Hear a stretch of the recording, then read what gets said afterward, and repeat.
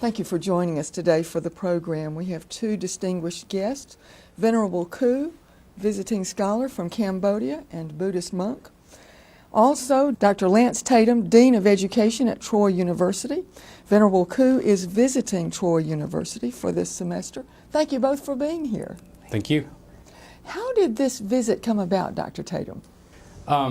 During the fall, Dr. Hawkins was visiting Southeast Asia. He was actually participating in one of the graduation ceremonies at our Vietnam partner institution.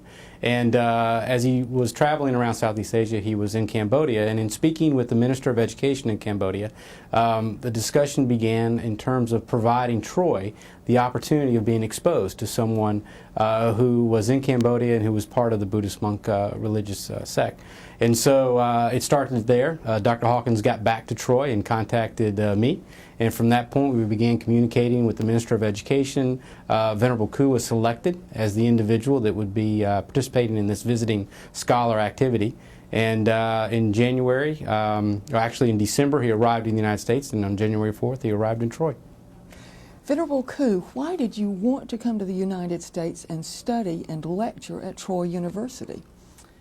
My main purpose to the United States is learning, and one more thing is sharing experience or sharing culture. And because I am a Buddhist monk, maybe sometime I can say, why do I wear this clothes? Why I am different from other students in Troy University were very surprised, strange to see me on the campus. They rarely see the yellow robe man working on the campus. When people meet a Buddhist monk, how should they greet them? As a practice in Cambodia, the people when they meet the monk, they always do like that. Yeah. What does that signify? Just respect behavior to the monk. When did you decide you wanted to be a monk? I decided to be a monk at age 18. How did that come about? What caused that? As tradition practiced in Cambodia, in each family, parents prefer their boys to be a monk one time short or long. It's up to them. But in case myself, I want to be a monk by my own, because I exposed my life in Buddhism, and I learned something about Buddhism. One thing that I interested about is how to make our life better, not only physical, material, but mental health. Because we are as human beings, wherever we live, whatever we do, we have two bodies. We have a physical body, and another one is mental body. So we need food for our physical body, for our health, physical health. But we also need to have food for our mind, our mental body. So we need to exercise for our physical body, for make it healthy. But also we need to exercise for our mental body, make it healthy. That's why most of the people suffer much, sometimes not because of physical body, but of mental body. They have the mental body may get sick because there is no enough exercise. In terms, I'm talking about being having a good feeling. That is an important thing to create mental health. I remember one word in American word said, in the morning when you get up, smile to the sun. The sun make your teeth stronger. That is something as joke statement, but the important thing in the advice in that statement is that having a good feeling at the beginning of the day can determine the success of the whole day. So our life, the main purpose of life is happiness. So everyone wants that.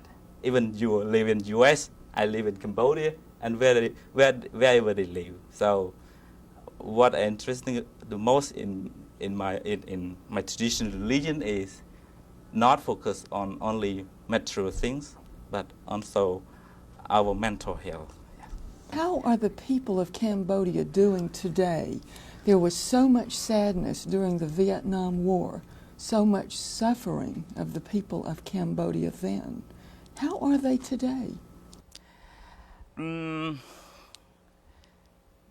old people sometimes try to forget that event, and sometimes they remind the children that they were in a very difficult time in the past.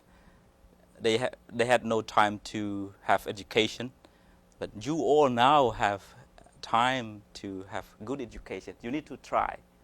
Don't be ignorant like me. You're interested in leadership. That's one of the things you're studying at Troy University. How will you use leadership when you go back to Cambodia?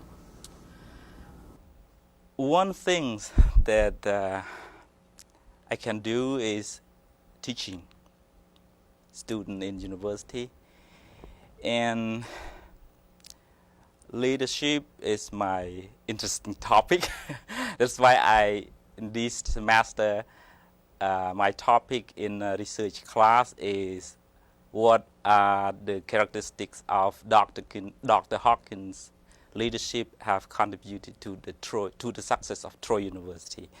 I hope that I may get some experience from his leadership life, his experience, his own life, for me to get back to Cambodia, and somehow I can take him as my mentor and try to teach other people and other students in Cambodia. Dr. Tatum, on that note, we're all familiar with Dr. Hawkins' vision and the Board of Trustees' vision for Troy University, which has become indeed a global university. Now, with Venerable Khu on the campus, and we have great numbers of students from other countries, that's illustrating this global village concept, isn't it? Absolutely. You know, during the time in which we were discussing Venerable Khu's visit to the university, one of the aspects of this that we talked about was that many of our students who come from southeast Alabama or southwest Georgia or northwest Florida have not ever experienced opportunities or cultures from lands far away. And certainly having an individual who, for all practical purposes, is very noticeable as they walk around campus, as they walk through the building, is a great experience for our students. We are trying to expand the horizons of their minds in terms of their learning experiences, and to have Venerable Khu on campus, not only just walking the halls and speaking to students, but going into their classes and talking about Buddhism, talking about Cambodia, talking about how education in Cambodia does or does not relate to education in the United States. It gives them a perspective, and I think it broadens their understanding of the world. So yes, it's an important part of what we do at Troy University. I think that not only do the international students on campus assist with that, but also we work very hard at trying to get our students to travel abroad. And in some situations where we can't get them abroad, we try to bring the world to them. And so that's what Venerable Khu is bringing to us. I understand you're keeping him quite busy. We are. He has a very active calendar. In fact, so active that in the beginning we decided that I would help manage his calendar. We had so many requests rolling in. He actually, on top of visiting classes and speaking to classes, he'll be speaking to civic organizations throughout our area of the state. He'll also be traveling to Mobile, and there's a Cambodian community in Mobile that he will be going and visiting with. And then he spends time visiting in Atlanta. He has a friend in Atlanta, and there's a Cambodian community in Atlanta as well. So we are keeping him very active. And Dr. Tatum, isn't Troy University a partner institution with Venerable Khu's? Absolutely. Part of the relationship that assisted with this exchange was the university in Cambodia where Venerable Khu attends is a partner institution with our university, and so it really was a very strong connection that we had back to that university that helped us work through the logistics of getting Venerable Ku to campus. Venerable Ku, among the Alabamians that you have studied, whom do you admire? When I first arrived in Alabama, I was very excited to be on the homeland of my most admired person, Helen Keller. She inspired me so much, even she was deaf and blind, but she had a strong commitment in learning and have a very high wisdom can inspire me. As I understand it, Cambodian Buddhist monks are great humanitarians as well as educators. You try to help people. And you've worked with UNICEF in the avian bird flu project to educate the people and help them stay well. What else? We try to explain young children especially to aware of where should they go in their life, try to help to direct their life from our experience in society or in religion. Somehow we can tell them cooperate with UNICEF work much on children or something like that, health care. So we get involved in that also. Another big issue that UNICEF was working with the Buddhist monks on was HIV awareness education. Yes, monks take a very important role in that education, because in Cambodia, monks are considered as the respected people in the society. So what the monks said, people may listen. So that's why sometimes some organizations, NGOs, try to invite the monks to participate in their activities. So the people may trust or may get involved in that activity. In education in Cambodia, how long do the children go to school? How many years? Basic education, the compulsory, is grade 9 years. And if they are capable enough to pursue their learning, so they can pursue until higher education, bachelor degree or a graduate study. And your own plans, what are they? I'm going to, for me, I want to get a PhD. It is what I want, and, but it's not the last point for me. I need to do something. One thing that I need to do is helping people to understand, to prepare their life in the proper way, where they can get happiness as much as possible. Is religion playing a central role in Cambodia these days? Religion is another well, means both society and religion need to work together, because religion stands as a very important role in uniting people together in Cambodia, because most of the people in Cambodia, about 95%, are Buddhist. So Buddhism stands as very important in united people, and also can help people to understand. Sometimes people are very stressful, have many problems in family, society. So the monks are the consultants, can help them to release their problems, something like that. That is the main role of a Buddhist monk in Cambodia. You seem very happy, yet you take vows of poverty. Is this part of the happiness? I'm not sure of your question. You're not tied to the material world. When you first sat down to talk with us, you said we have many problems in the world today. You're not tied to the material world. You rise above that. Is that part of your happiness? One thing in Buddhism, we talk about development. The Buddha also recognized material development. He categorized development into four categories. One is material development or physical development. As we said, as we can see now, everything is technology is advanced. And the second is moral development, how people behave toward each other. And the third one is mental development, how to cultivate our mind, education, something like that. So, and another thing is wisdom development, virtue, wisdom, good deeds that we need to develop. So we can balance, not focus much on only material, but